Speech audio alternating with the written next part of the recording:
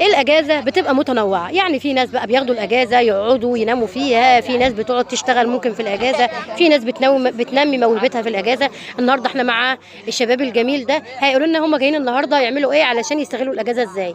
كلمني الاول انت. احنا اخترنا ان احنا في الاجازه نشتغل على موهبتنا في الكوره وننميها، وكمان احنا تعبنا يعني جامد وبقالنا ياما بنلعب ونتمرن، لان في مركز الشباب قبل كده عندنا في البلد.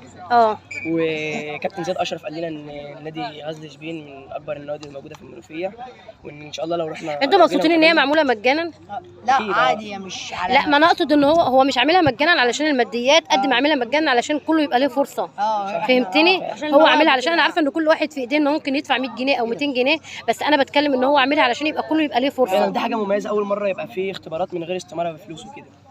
وكابتن زياد قال لنا ان ده نادي من اكبر النوادي. ايوه، نادي عريق جدا. وان شاء الله ممكن يبقى لنا مستقبل فيه بعد كده.